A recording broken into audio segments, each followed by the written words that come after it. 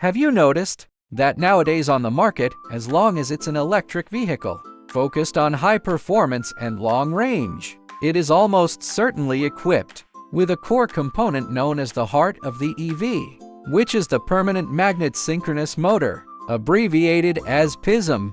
It has a small size, explosive power, and extremely high conversion efficiency. Sounds perfect, right? But behind this perfect design hides a fatal Achilles heel that keeps global automakers' CEOs awake at night. That weakness is rare earths. The reason a permanent magnet motor is called permanent is because its rotor is stuffed full of super strong permanent magnets containing neodymium or dysprosium. The mining process of these materials is not only extremely destructive to the environment. What's worse is that up to 80% of the global rare earth supply chain is controlled by a single country.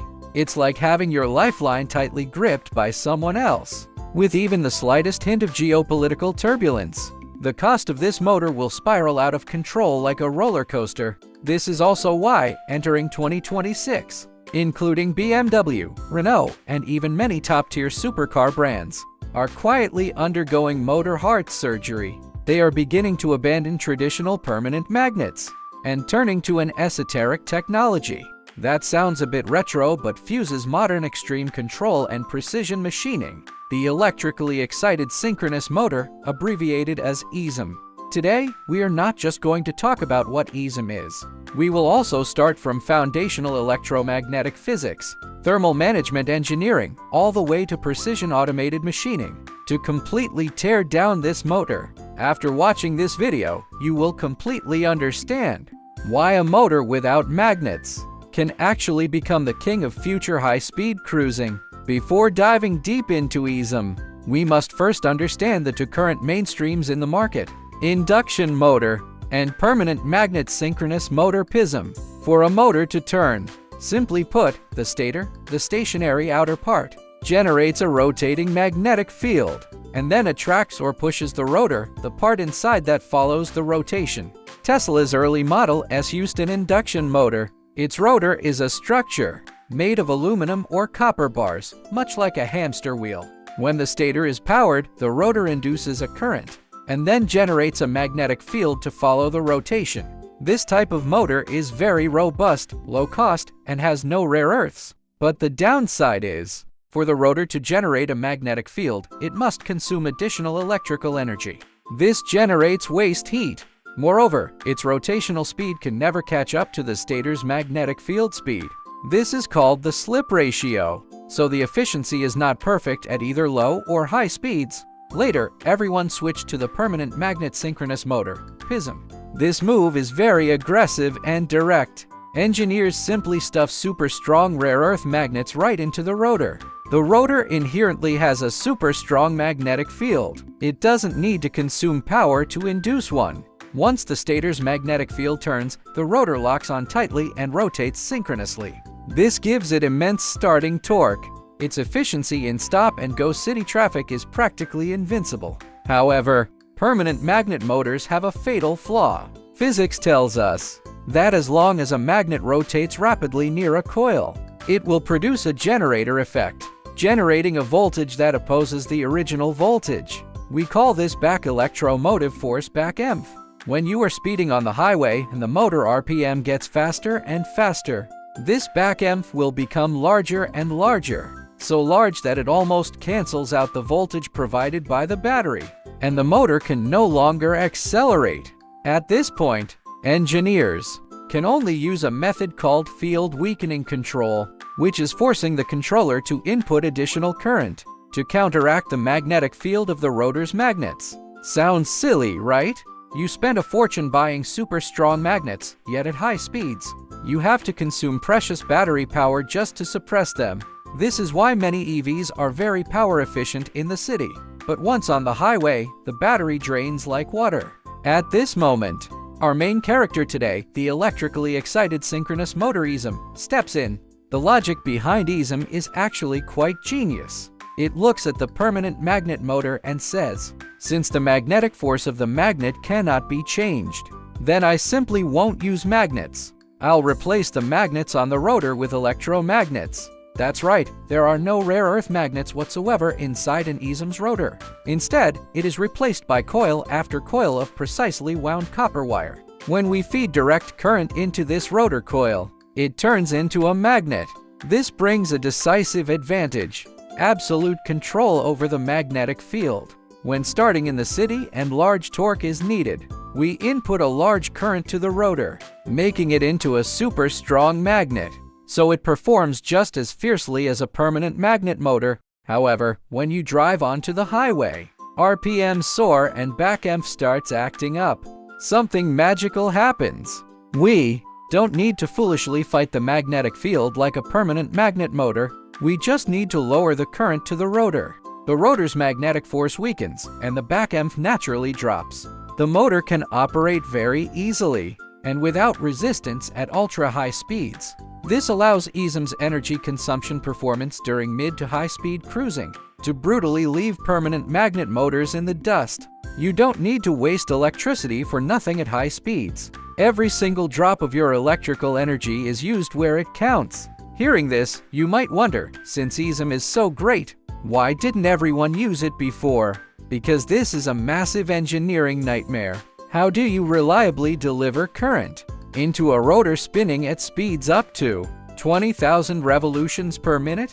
The traditional method is using slip rings and brushes, just like early toy motors, using a carbon brush pressed against a rotating copper ring to conduct electricity. But this is unacceptable in modern cars. Carbon brushes will wear out and produce dust. They can even bounce at high speeds and generate sparks. This means car owners would have to get their motors repaired every few tens of thousands of kilometers. This is simply a disaster. It wasn't until recent years that breakthroughs in automated control and high-frequency electronics truly broke this seal. The top-tier EESMs in 2026 adopt the concept of wireless power delivery. The industry calls this brushless excitation technology. Engineers install at the tail end of the motor a set of miniature rotary transformers. The stator side generates a high-frequency AC magnetic field, transferring energy through the air to the receiving coil. That rotates together with the rotor, and then directly rectifies the AC into DC on the rotor. To feed the rotor coils, there is absolutely no physical contact in between. No friction, no wear, perfectly solving the lifespan issue. The German auto parts giant Mayhall is a standout in this technology. Besides this, the manufacturing process is also a major challenge. You have to stuff a massive amount of copper wire into the cramped space of the rotor, and these copper wires, under the centrifugal force of 20,000 revolutions per minute, must absolutely not come loose. Otherwise, the motor will disintegrate instantly. This extremely relies on top-tier CNC, computer numerical control machine tools, and automated production lines. Current rotor manufacturing uses winding machines with extremely high rigidity, paired with precise tension control. They even use hairpin winding technology, using laser welding to embed preformed thick copper bars directly into the rotor. This not only requires extreme machining precision, it even more requires powerful G-code programming to control every single micrometer of movement. This is a pure display of the brutal aesthetics of mechanical engineering, having solved power supply and manufacturing. Let's talk about the biggest ultimate test for EESM, which is also the most headache-inducing problem for all top engineers: thermal management. In a permanent magnet motor, the rotor is a piece of magnet. It doesn't really generate heat by itself. The heat is mainly concentrated in the stator's coils. We just need to add a water cooling jacket to the stator housing. Or, like what's popular now, spray cooling oil directly onto the stator windings. This is direct stator oil cooling, and it effectively dissipates heat. However, in an EESM, there is electrical current passing through the rotor. When current passes through copper wire, it generates I2R resistive heating. In other words, not only does the stator heat up in an EESM, its rotor itself is a high-speed rotating oven. If the rotor overheats, the copper wire's insulation will melt, leading to a short circuit and burnout. Furthermore, the rotor is wrapped in the deepest part of the motor, separated from the outer shell by a layer of air gap.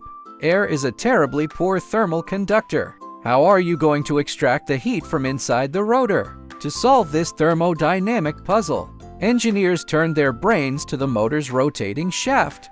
They utilized deep hole drilling technology to drill completely through the motor's shaft, turning it into a hollow shaft. Next, they take transmission cooling oil, which has insulating properties, and pump it directly into this high-speed rotating shaft. But that's not all. Engineers locate the positions on the shaft corresponding to the rotor coils and use micrometer-level CNC machining to drill specific oil bleed holes. When the motor is screaming at a high speed of 20,000 revolutions per minute, the immense centrifugal force flings the cooling oil inside the shaft like an ultra-high-pressure fountain precisely onto the rotor's copper wires. It's as if a torrential rainstorm is happening in the deepest part of the motor. The cooling oil directly carries away the heat from the copper wires, then flows down to the bottom of the motor via gravity, before being pumped to the radiator to cool down.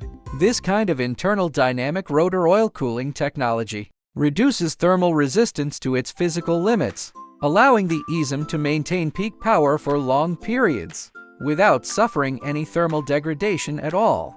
This is a magnificent victory in thermal management engineering. In conclusion, motor technology in 2026 is no longer a monopoly held by Permanent Magnet Motors. The electrically excited synchronous motor EESM via brushless transmission, high-end CNC automated manufacturing, and extreme rotor hollow shaft oil cooling technology has successfully overcome its past defects. It breaks free from the price kidnapping of rare earths, possesses a more eco-friendly manufacturing process, and provides unrivaled efficiency during high-speed cruising. We are now witnessing a new trend taking shape.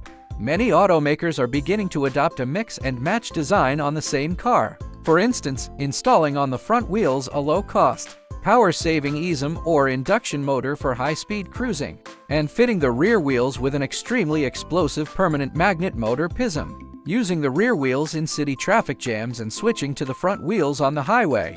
This strategy of compensating for weaknesses with strengths will be the mainstream EV powertrain architecture in the coming years. The evolution of technology is always meant to solve problems, and engineers are always able to, within the framework of the laws of physics, squeeze out the very last drop of performance from a forgotten old technology to a rising star combining the latest automation and thermal management techniques.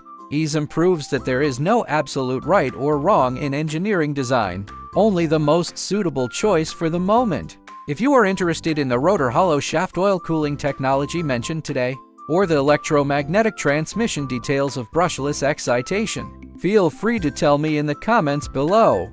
We could make a dedicated episode to dive deeply into it in the future. This is the engineering core, dismantling the operating principles of the world through an engineering lens. If this video has helped you learn something new, don't forget to hit subscribe and like. See you next time!